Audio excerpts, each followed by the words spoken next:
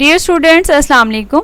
Today is 21st May 2020, Thursday, and I am your English teacher going to deliver a visual lecture for the exercises of future indefinite tense as well as we will do grammar MCQs. My lecture is for 9 P1 N1 boys and girls. Dear students, hope you are fine. If you have any problem and queries about the previous lectures, you may ask. As you know students, we have started our summer vacation homework from grammar and composition and completed the exercises of past continuous tense. Today we will learn future indefinite tense and do its exercises. Before starting future indefinite tense, we will overview our previous lecture. In the previous lecture, we learned what is meant by tense and how many tenses are there. Present, past and future tenses. There are 3 tenses. Present means हाल या मौजूदा, past means माजी या गुजरा हुआ वक्त and future means मुस्तकबिल या आने वाला वक्त and tense means time, वक्त, ज़माना. We also discussed different aspects of present, past and future. If we focused on the future tense, there are 4 aspects: future indefinite tense, future continuous tense, future perfect tense, future perfect continuous tense. And today our topic is future indefinite tense, which is also called simple future tense. So first of all students, class 9 P1 and 1 boys and girls, open your grammar and composition book at page 117. Before doing its exercises, we will discuss its usage with examples. The simple future or future indefinite tense is used to refer to actions that will take place after the act of speaking or writing. Simple future इस्तेमाल किया जाता है उन actions की तरफ, उन अफ़ाल की तरफ इशारा करने के लिए जो कि तब वक़ू पज़ीर होते हैं जो जब हम बात अपनी कंप्लीट कर चुके हैं या जो भी लिख रहे हैं वो लिख चुके हैं. यानी कि हमारे बात करने के बाद, हमारे लिखने के बाद अगर हम लिख रहे हैं तो उसके बाद जो अफ़ाल वक़ू पज़ीर होंगे उनको हम क्या बोलेंगे? Future indefinite tense. इनको सादा अल्फाज में अगर मैं आपको समझाऊँ तो मुस्तकबिल वो ज़माना है जो कि हमारे बोलने के, जैसे अगर अब मैं बोल रही हूँ तो मेरे बोलने के 1 मिनट बाद या जो है 1 सेकंड बाद भी हम कह सकते हैं. ठीक है, ये कोई स्पेसिफिक टाइम नहीं है कि मुस्तकबिल आने वाला जो है कल है, आने वाला मंथ है, आने वाला साल है, आने वाली सदी है, बल्कि ये जो है वो अगला मिनट भी हो सकता है. ठीक है, तो सिंपली हम इसको मुस्तकबिल या आने वाला वक्त कहेंगे. For example, I shall play, मैं खेलूँगा, और ही और शी विल प्ले. इसमें आप जैसा कि देख रहे हैं कि विल बाय जो वर्ड है ये हमें पहचान करवा रहा है सिंपल फ्यूचर टेंस की. ठीक है, यानी कि इसमें हेल्पिंग वर्ब यूज़ हो रहा है विल, और इसके साथ साथ बाय का वर्ड आपको बता रहा है कि फर्स्ट फॉर्म ऑफ वर्ब हम इन सेंटेंसेस में यूज़ करने जा रहे हैं. अगर हम इसके स्ट्रक्चर की बात करें तो सबसे पहले आपको पता है किसी भी सेंटेंस में सब्जेक्ट आता है, फिर उसके बाद अगर कोई हेल्पिंग वर्ब उस टेंस में, उस एस्पेक्ट में यूज़ होना हो तो वो आता है. ठीक है, और अगर जो है वो हेल्पिंग वर्ब डिपेंड करेगा आपके सब्जेक्ट पे, जैसा कि विल और शैल, यहाँ पे दो हेल्पिंग वर्ब जो है वो यूज़ होंगे. ठीक है, ये हम बाद में देखते हैं कि विल किन के साथ इस्तेमाल होगा और शैल किन के साथ इस्तेमाल होगा. फिर उसके बाद वर्ब की इसमें जो है फर्स्ट फॉर्म है जो कि यूज़ होगी, और उसके बाद ऑब्जेक्ट, सेंटेंस का जो बाकी का पार्ट है वो हम लिखेंगे. अब आ जाए इसके जो है वो डिफरेंट टाइप ऑफ सेंटेंसेस, जिसमें पॉजिटिव या अफर्मेटिव सेंटेंसेस हैं, मुस्बत या सादा फ़िक्रे. फिर हैं नेगेटिव का साइन आपको नज़र आ रहा है, मनफी फ़िक्रे. ठीक है, जिसमें नहीं का इस्तेमाल होता है. फिर है हमारे पास सवालिया इंट्रोगेटिव सेंटेंसेस. ठीक है, जिसमें कोई भी सवाल जो है वो पूछा जाता है. इनके स्ट्रक्चर्स को आप देखें, आपके साथ जो शेयर किए हैं इमेज की फॉर्म में. सबसे पहले आपको नज़र आ रहा है सब्जेक्ट. ठीक है, फिर है विल या शैल, ये स्लैश आपको शो कर रही है कि या विल आएगा या शैल आएगा, और वर्ब की फॉर्म. ठीक है, बेयर फॉर्म का मतलब है यानी सिंपल फॉर्म, अकेली यही फॉर्म आएगी. इसके साथ कुछ भी और इजाफा हम फॉर्म के साथ नहीं करेंगे, जैसे हम ING का इजाफा करते हैं कंटिन्यूस में या SES का इजाफा करते हैं, वैसा नहीं है, बल्कि सिंपल वर्ब की फर्स्ट फॉर्म सादा आएगी.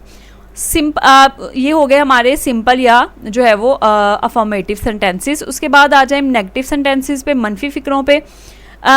सब्जेक्ट आपको नज़र आ रहा है विल नॉट, ठीक है, और बेस फॉर्म वर्ब की फर्स्ट फॉर्म, इसकी जो है वो आप इंट्रोगेटिव फॉर्म अगर देखें तो आप देख रहे हैं विल या शैल जो भी हम यूज़ करेंगे हेल्पिंग वर्ब वो शुरू में आ जाएगा, फिर सब्जेक्ट और फिर वर्ब की फर्स्ट फॉर्म, और जो भी सेंटेंस का बाकी का पार्ट होगा और एंड पे क्वेश्चन मार्क ज़रूर लिखेंगे।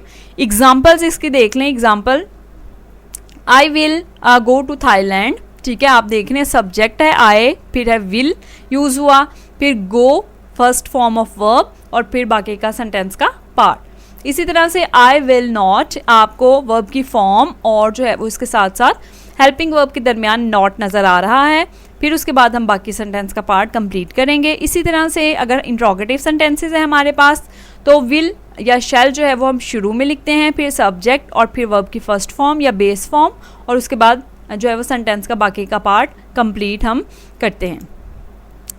फ्यूचर इंडेफिनिट टेंस जो है वो अगर हम उर्दू में आप इसकी पहचान वगैरह लिखना चाहते हैं अपनी नोटबुक में काम करने का तरीका मैं डेली आपको बताती हूँ।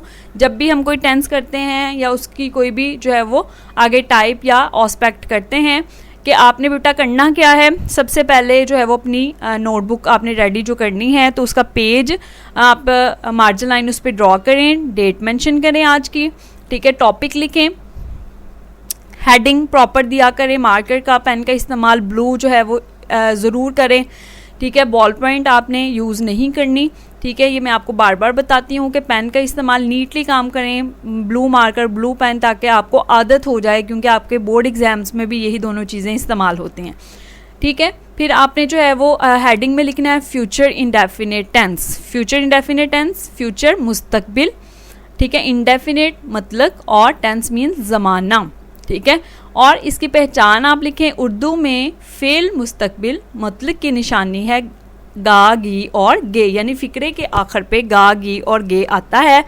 मुतलक मुस्तकबिल का तर्जुमा करने के लिए विल या शैल के बाद फेल की पहली फॉर्म लगाते हैं। मसलन आई शैल आस्क हिम सम क्वेश्चन, मैं इससे कुछ सवालात पूछूंगा, ठीक है, गा इसके आखिर में आया आपने देखा है तो इसका मतलब है कि ये जो है वो आपका फ्यूचर इंडेफिनिट टेंस है। फिर उसके बाद आई और वी के साथ शैल आएगा और बाकी सब के साथ विल आएगा। मसलन तुम जाओगे, यू विल गो। नोट, ये बहुत इंपॉर्टेंट बात है, मोस्टली इस तरह का कोई सेंटेंस जो है वो कंफ्यूज करने के लिए स्टूडेंट्स को जो है वो आपके पेपर में दे दिया जाता है कि अगर किसी फ़िक्रे में कोई पुख्ता इरादा, नसीहत, हुक्म, ख्वाहिश, वादा या धमकी ज़ाहिर करना मकसूद हो तो वैसे तो आपको पता है आई और वी के साथ हम शैल लगाते हैं, लेकिन अगर इस तरह की कोई सिचुएशन हो तो हम आई और वी के साथ विल लगाएंगे और बाकी के साथ शैल, यानी काम उलट हो जाएगा। समझ आ रही है मेरी बात की? यानी आमतौर पे तो हम आई और वी के साथ शैल लगाते हैं और बाकी जितने भी बाकी बचते हैं ही, शी, इट, दे, यू, इन सब के साथ विल लगाते हैं। लेकिन अगर पुख्ता इरादा, नसीहत, हुक्म, ख्वाहिश, वादा या धमकी नज़र आए हमें किसी सेंटेंस में, फॉर एग्जांपल जैसे मैंने पक्का इरादा कर लिया है कि इससे कुछ सवालात पूछूंगा, ठीक है, पक्का इरादा है तो इसका मतलब है कि यहाँ पे फिर आप उलट काम करेंगे कि जिनके साथ विल आना था उनके साथ शैल लगा देंगे और जिनके साथ शैल आना था उनके साथ हम विल लगा देंगे, ठीक है। ये बहुत स्पेसिफिक कंडीशंस होती हैं, मोस्टली इनमें से कोई एक आध सेंटेंस आपके पेपर में आ जाता है और कभी कभी नहीं भी आता, लेकिन ये बात आपको बताना बहुत ज़रूरी है ताकि इस तरह का अगर कोई सेंटेंस आ जाए तो आप उसमें गलती ना करें, क्योंकि आपको पता है हेल्पिंग वर्ब की गलती आप करेंगे तो आपके 0.5 यानी आधा नंबर जो है वो कट जाएगा। मनफी फ़िक्रे हैं, अगर फ़िक्रा मनफी हो तो विल और शैल के बाद नॉट लगाते हैं, इसके सिवा कोई तब्दीली नहीं करते, यानी विल और शैल के बाद हेल्पिंग वर्ब के बाद नॉट लगा दिया और फिर आपने वर्ब की फर्स्ट फॉर्म लगा दी। सिंपल है बिल्कुल, वो मैच नहीं खेलेंगे, they will not play the match. सवालिया फ़िक्रे में शैल और विल को सब्जेक्ट यानी फ़ाइल से पहले लगा देंगे, जैसे क्या वो इम्तिहान देगा, will he take the examination, ठीक है। और मनफी सवालिया फ़िक्रे आपके सिलेबस में ज़्यादातर नहीं आते, यानी जिसमें सवाल भी हो और नेगेटिव भी सेंस हो, ठीक है। अगर ये जो है वो आ भी जाएं तो आपके पास ये स्ट्रक्चर वाज़ह है, लेकिन मोस्टली जो है वो ये नहीं आते। नोट यहाँ पे लिखा हुआ है कि अगर फ़िक्रे में दो मुस्तकबिल आ जाएं तो पहले का तर्जमा, ये भी आपके सिलेबस से रिलेटेड नहीं है, ठीक है, इसको भी अभी आप जो है वो फोकस नहीं करेंगे, आपका फोकस सिर्फ सिंपल और मनफी और सवालिया फ़िक्रे होने चाहिए। इसके साथ साथ कुछ सेंटेंसेस में जिसे हम बड़े सवालिया फ़िक्रे भी कहते हैं, यानी अगर जो है वो आ जाए आपके पास कोई क्वेश्चन वर्ड क्यों, कब, कहाँ, कैसे, तो आपको पता ही है कि आपने हर तरह के सेंटेंसेस में, यानी चाहे वो यूजेस हैं, चाहे पास्ट है, फ्यूचर है, प्रेजेंट है, इन सब में ही आप उसको सबसे पहले लफ्ज़ को ट्रांसलेट करेंगे, क्यों, कब, कहाँ, कैसे वगैरह जैसे वर्ड्स को, और फिर उसके बाद बाकी का सेंटेंस कंप्लीट करेंगे, जैसे सवालिया फ़िक्रे का स्ट्रक्चर होता है। अब आपने बेटा अपनी नोटबुक में हेडिंग लिखी है, उसके बाद आप उर्दू में पहचान लिखें, फिर इंग्लिश में जो आपको मैंने यूजेज बताया था सबसे पहली स्लाइड में आपको जो मैंने दिखाई थी, दोबारा से आपको जो है वो एक दफ़ा मैं दिखा देती हूँ। ये जो स्लाइड हमने अभी देखी है फ्यूचर इंडेफिनिट टेंस, ठीक है, ये वाली स्लाइड आप लिख लेंगे अपने पास। हेडिंग देने के बाद जब आपने उर्दू में पहचान उसकी लिख ली, तो उसके बाद आप ये वाली स्लाइड में से इसका यूजेज जो है वो इंग्लिश में लिख लेंगे, ठीक है। उसके बाद आप ये वाली जो स्लाइड अभी मैंने आपको दिखाई है, जहाँ पे पॉजिटिव, नेगेटिव और क्वेश्चन मार्क नज़र आ रहा है, ये आप स्ट्रक्चर जो है वो ज़रूर अपने पास लिखेंगे, ठीक है। ये स्ट्रक्चर लिखना जो है वो हर एक टेंस का आपका ज़रूरी है, ताकि आप इन स्ट्रक्चर्स को प्रॉपरली रिवाइज़ कर सकें। उसके बाद जो है वो हम अपनी एक्सरसाइजेज़ को अपनी नोटबुक में लिखेंगे, ठीक है। आपके जो फ्यूचर इंडेफिनिट टेंस है उसकी 4 एक्सरसाइजेज़ हैं, उन 4 एक्सरसाइजेज़ को P1, N1 boys and girls चारों के चारों सेक्शंस जो हैं वो अपनी नोटबुक में लिखेंगे। P1 के पास चाहे नोट्स भी मौजूद हैं, फिर भी वो अपनी नोटबुक में ये काम ज़रूर करेंगे। डेली ये बात मैं आपके साथ डिस्कस करती हूँ, ठीक है।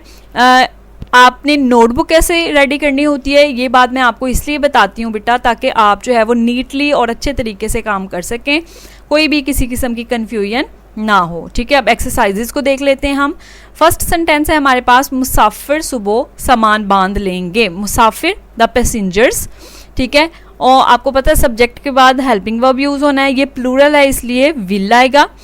बांध लेंगे, पैक फूड्स, पैक उसकी जो है वर्ब की फर्स्ट फॉर्म है, गुड्स इन द मॉर्निंग, सुबह में, ठीक है। वो अपने दुश्मन को माफ़ कर देंगे। They will forgive their enemy, मैं आज जलसे में तकरीर करूंगा। I shall make a speech in the meeting today. हवाई जहाज़ 4 बजे अड्डे पर उतरेगा। The aeroplane will land at the airport at 4 o'clock। हम कराची जाने वाली गाड़ी पर सवार होंगे। We shall board the train bound for Karachi. नानी अम्मा हमें दिलचस्प कहानी सुनाएंगी। द मैटरनल ग्रैंड मदर, आप अकेला ग्रैंड मदर भी लिख सकते हैं, will tell us an interesting story, वो आपकी मदद का शुक्रिया अदा करेंगे। They will thank you for your help. हवाई जहाज़ 10 बजे परवाज़ कर जाएगा। The aeroplane will take off at 10 o'clock। मैं हर ख़तरे का सामना करूँगा। I shall face every danger, वो अगले साल ये किताब शाया करेंगे। They will publish this book next year. बच्चे झूलों से लुत्फ़अंदोज़ होंगे। The children will enjoy themselves with swings. Hamid मकान किराए पर लेगा। Hamid will rent a house, तुम बैंक से कर्जा लोगे।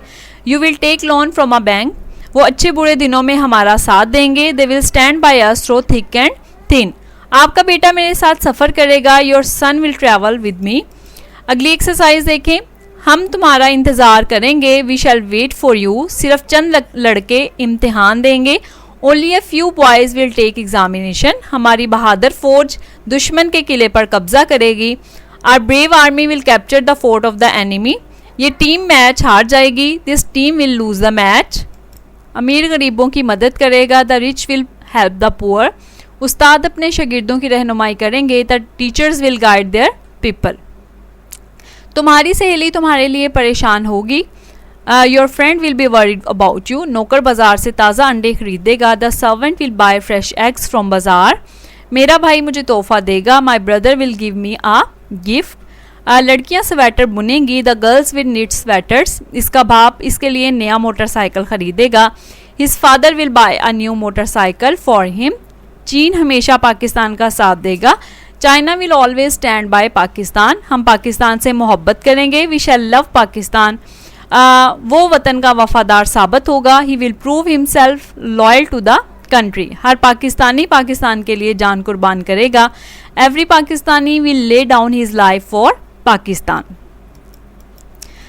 नेक्स्ट एक्सरसाइज देखें, पाकिस्तान सीमेंट दरामद नहीं करेगा। Pakistan will not import cement, दुश्मन जंग नहीं जीतेगा। The enemy will not win the war, हमारी फौज शहरों को तबाह नहीं करेगी, our army will not destroy the cities, आज आंधी नहीं आएगी, it will not blow a gale today, या यूं भी लिख सकते हैं कि the storm will not blow today, कोई सियासी जमात जुलूस नहीं निकालेगी, no political party will take out procession, मैं आपको मदद देने से इनकार नहीं करूँगा, I shall not refuse to help you, वो फिर कभी ऐसा नहीं करेगा, he will never do so again, तेज़ गाम आज देर से नहीं आएगी, गाड़ी का नाम है, Tez Gam will not arrive late today, वो मेरा हुक्म नहीं मानेगा, ही will not obey me, headmaster शरारती लड़के को सज़ा नहीं देगा, the headmaster will not punish the naughty boy, तुम अपने बेटे को नसीहत नहीं करोगे, you will not advice your son, मैं निकम्मे बहाने नहीं बनाऊंगा, I shall not make lame excuses, हम गंदा खेल नहीं खेलेंगे, we shall not play a foul game, वो मेरे साथ इत्तफाक नहीं करेगा, he will not agree with me, आप हवाई जहाज़ से सफ़र नहीं करेंगे, you will not travel by air. ये 3 एक्सरसाइजेज थी जो आपके साथ मैंने जो है वो डिस्कस की हैं, इनको आपने अपनी नोटबुक में लिखना है, और ये एक्सरसाइज जो क्या तुम अपने दोस्त को पहचान लोगे, कोशिश करें कि आप जो है वो खुद लिखें, खुद से सेंटेंसेस जो है वो ट्रांसलेट करें। इमेज सिर्फ मैंने आपके साथ शेयर किया है, लेकिन आप इसको तब देखें जब आप जो है वो इस एक्सरसाइज को अपने तौर पर अटैम्प्ट कर लें, या अगर कोई वर्ड सपोज़ आपको भूल जाता है एक्सरसाइज करते हुए, तो तब आप जो है वो वोकैबुलरी के लिए इस एक्सरसाइज के इमेज को देख सकते हैं। लेकिन आपकी पूरी कोशिश होनी चाहिए कि आप जो है वो इस एक्सरसाइज को इस इमेज से देखे बगैर जो है वो आप खुद से ट्रांसलेट कर सकें। इमेज सिर्फ आपकी हेल्प करने के लिए जो है वो मैंने आपके साथ शेयर किया है, ठीक है। इसके साथ साथ हम ग्रामर एमसीक्यूज़ कर रहे थे। ग्रामर एमसीक्यूज़ हमारे ये लास्ट चल रहे हैं, तकरीबन ये हमारे कंप्लीट हो गए हैं।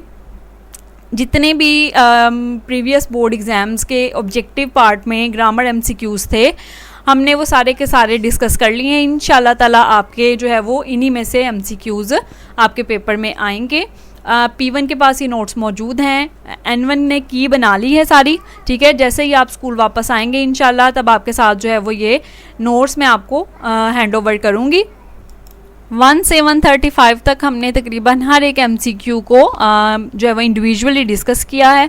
अगर किसी भी MCQ में कोई कॉन्सेप्ट ऐसा था, कोई ग्रामेटिकल जो कि आपको समझ में नहीं आया, तो वो आप मुझसे डिस्कस कर सकते हैं, ठीक है। 111 से ऑनवर्ड आज हमने करने हैं। A tied horse is worth little. Tied जो है आपका वर्ड अंडरलाइन है, इसके ऑप्शंस हैं हमारे पास gerund, present participle, past participle और एडजेक्टिव, ठीक है। टाइड हॉर्स आपको पता है यहाँ पे ये एडजेक्टिव का रोल प्ले कर रही है, फॉर्म ऑफ वर्ब, तो ये सेकंड फॉर्म है, इसलिए ये हमारे पास क्या कहलाएगी, past participle. I came earlier, the underlined word is, earlier word जो है वो आपको पता है एडजेक्टिव है और इसकी कंपैरेटिव डिग्री है। ऑप्शन है हमारे पास verb, noun, adverb and adjective, ठीक है। तो आपने डी ऑप्शन को टिक करना है। 113 है, he is the man whom we all respect. Whom word को अंडरलाइन किया हुआ है, ठीक है। हमने कल रिलेटिव प्रोनाउन को डिस्कस किया था, आपको पता है कि वो प्रोनाउन जो कि कंजंक्शन का रोल भी प्ले करे वो रिलेटिव प्रोनाउन कहलाता है, तो डी ऑप्शन हमारे पास ठीक है। 114 है MCQ, देखें, in an unwise manner the underlined word is, ये हमारे पास है फ्रेज, ठीक है। आपको पता है ऑप्शन है सेंटेंस, सिंपल सेंटेंस या एडवर्ब, तो ग्रुप ऑफ वर्ड जो कि हमें कंप्लीट सेंस नहीं देता वो फ्रेज कहलाता है। Night came on and room grew dark, it is a, option है compound sentence, complex sentence, simple sentence या नेगेटिव सेंटेंस, तो हमारे पास इसका सही वाला ऑप्शन है कंपाउंड सेंटेंस, ए ऑप्शन ठीक है हमारे पास। उसके बाद है हमारे पास next 116, you may sit wherever you like. Option है हमारे पास प्रोनाउन, क्वेश्चन वर्ड, इंटरजेक्शन और सबऑर्डिनेटिंग कंजंक्शन, तो डी ऑप्शन हमारे पास ठीक है, सबऑर्डिनेटिंग कंजंक्शन। 117 है, the boy who stole my pen was caught. Who word underline किया हुआ है, आपको पता है कि ये जो है वो जब प्रोनाउन का रोल प्ले करे और कंजंक्शन का रोल प्ले करे तो ये हमारे पास रिलेटिव प्रोनाउन होते हैं, तो ए ऑप्शन है हमारे पास relative pronoun. He left for Okara instead of Lahore, यहाँ पे अंडरलाइन सिर्फ इंस्टेड को किया हुआ है, लेकिन ये इसके साथ साथ ऑफ को भी अंडरलाइन किया हुआ है, ठीक है। ये जहन में रखिएगा, आप अपनी जो है वो नोट्स पे P1 कर लें इसको, ठीक। ए ऑप्शन है कंजंक्शन, फिर इंटरजेक्शन, आर्टिकल या कंपाउंड प्रेपोजिशन, ठीक है। तो जब दो वर्ड जो है वो प्रेपोजिशन का रोल प्ले करें, इंस्टेड ऑफ का मतलब होता है की बजाय, तो ये हमारे पास कंपाउंड प्रेपोजिशन है, डी ऑप्शन ठीक है। She was singing last Sunday, ये हमारे पास एडवर्ब ऑफ कौन सी टाइप है, आपको पता है संडे आपको जो है वो टाइम बताया जा रहा है, तो ये हमारे पास एडवर्ब ऑफ टाइम है। फिर है हमारे पास 120 MCQ, teach him to learn, ये कौन सी टाइप ऑफ सेंटेंस है, आपको पता है इसमें जो है वो कोई भी ऑर्डर दिया जा रहा है, तो ये हमारे पास बी ऑप्शन है, imperative sentence. You will hurt yourself कौन सा प्रोनाउन है, ये आपके सब्जेक्ट को रिफ्लेक्ट कर रहा है, तो ये फिर कौन सा प्रोनाउन है, रिफ्लेक्सिव प्रोनाउन, सी ऑप्शन है। कि इसके साथ साथ लेक्चर सुनते हुए बनाते जाया करें, फिर आपके लिए आसानी हो जाती है। The government has levied more taxes dash the salary structure has not been improved, ठीक है।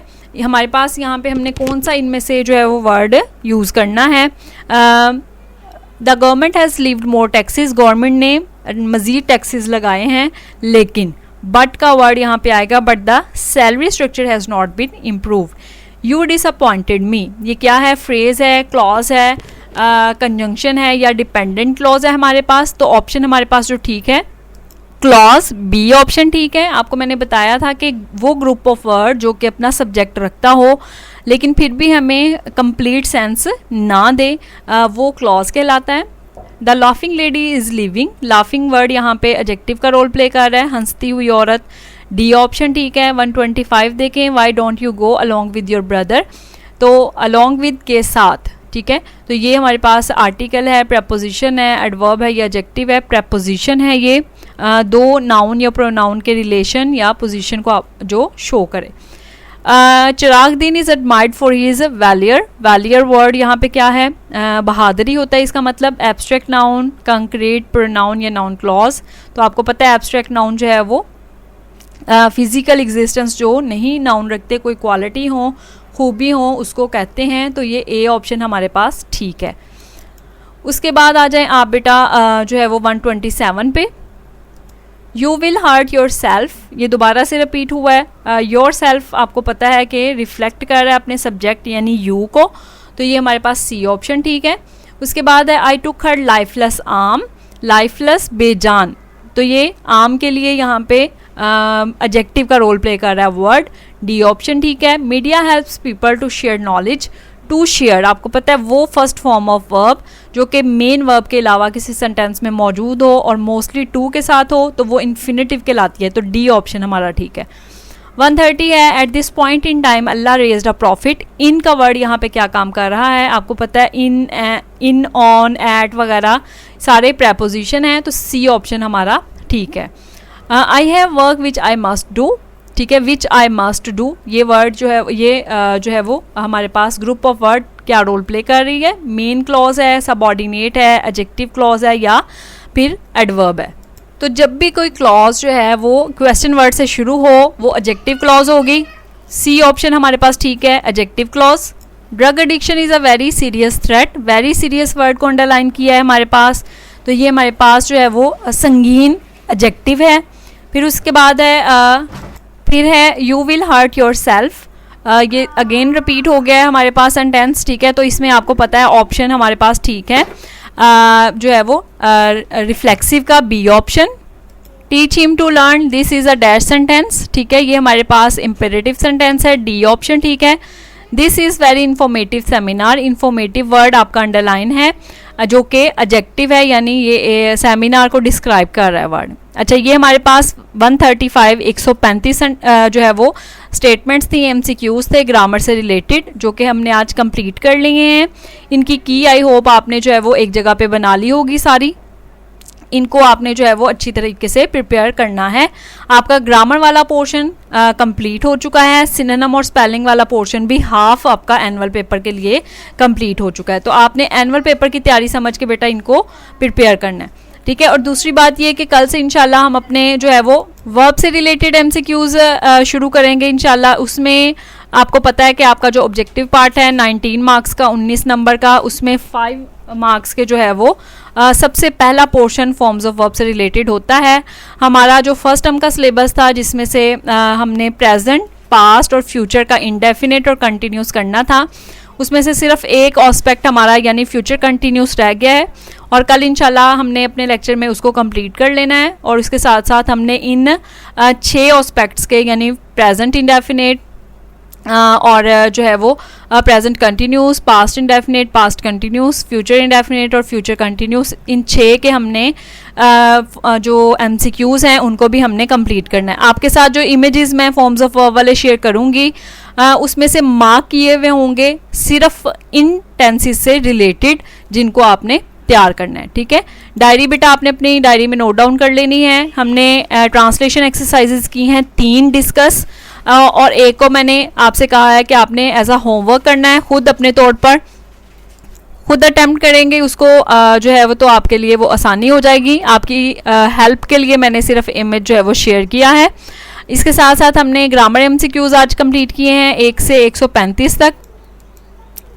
लेक्चर में कोई प्रॉब्लम है तो वो आप मुझसे पूछ सकते हैं। Thank you so much students. If you have any problem and queries you may ask in comments. Allah ताला आप सबको अपनी हिफ्ज़-ओ-मान में रखे।